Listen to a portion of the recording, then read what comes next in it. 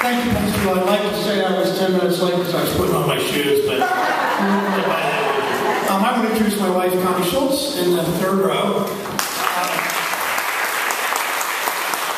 Pastor Bill told a story. I'm going to tell a story about my wife when we were at the Democratic Convention back a couple of years ago, and we were in a restaurant one day, and it was real crowded. Everybody was really packed in closely together in a very hot room, and people were not speaking very long, like we're not going to today. Congressman Ryan, I said. So Connie was standing next to guys that everybody was crowded. I was up on the stage just speaking for 2 or 3 minutes, and the guy, Connie was, I said, was standing next to me she'd never met before. And this guy turns to her while I'm talking, and he says, "I hate that guy's voice." And Connie said, "Yeah." And he said, "I can't stand when that guy's speaking, man. It's like fingernails on blackboard. I just can't stand listening to that voice." Connie said, "I like that voice."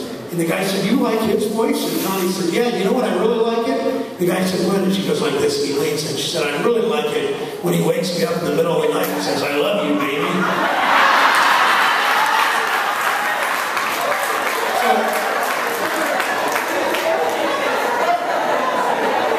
Thank you for your life. I walked in the middle of your speech, and you were really proud of that, so thank you for that. I'm not going to be particularly thanks to Pastor Hill, Pastor Williamson, and all of you that are activists. The collaborative is making such a difference, not just in the Mahoning Valley, but it's making a difference all over this state, because people more and more are seeing the kind of work that you are doing in the activism you're showing, the work that Capri Cafaro and Congressman Ryan are doing.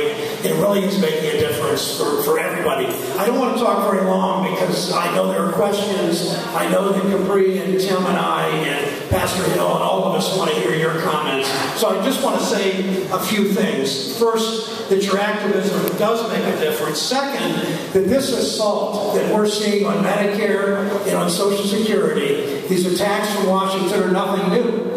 We saw it. We've seen it. The history of Medicare and the history of Social Security. There have always been people out there that don't like it. When Social Security passed with Franklin Roosevelt, there was a lot of opposition to it from moneyed interest. When Medicare passed in 1965, it wasn't called the Tea Party then. It was called the John Birch Society. But it was the same crowd, and they had the same anger and the same resentment and the same issues that they, with the same kind of insurance company backing, the same people that opposed Medicare in 1965, opposed the President's health care bill in 2009.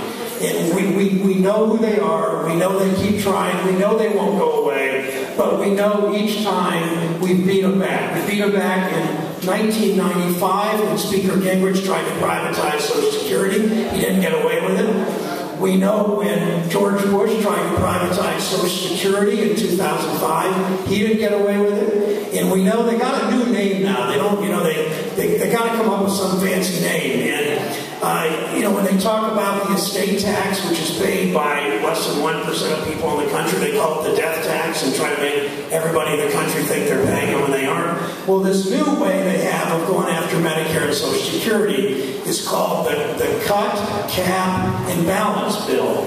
But what we really know it is, it's the Cut, Cap, and Kill Medicare and Social Security bill.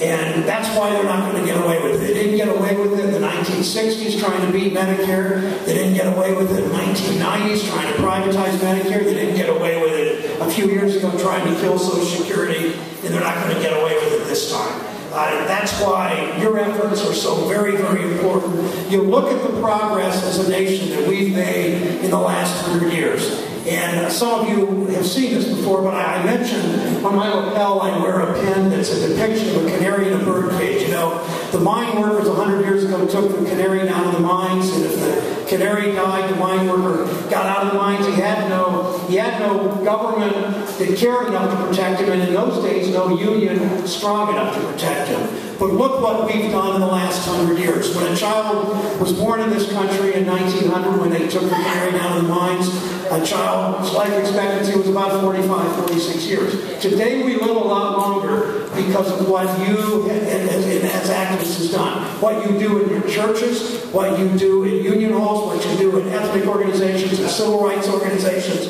It's how we got Medicare. It's how we got civil rights. It's how we got voting rights. It's how we got collective bargaining rights.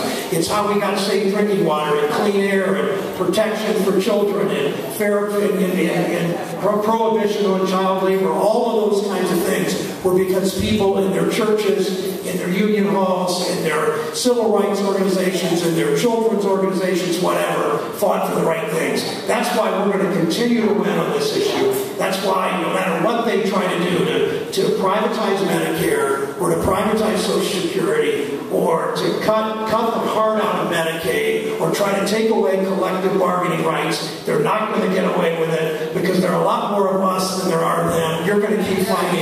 We're going to keep fighting. You have people like Tim Ryan and on your side, and you can count on us.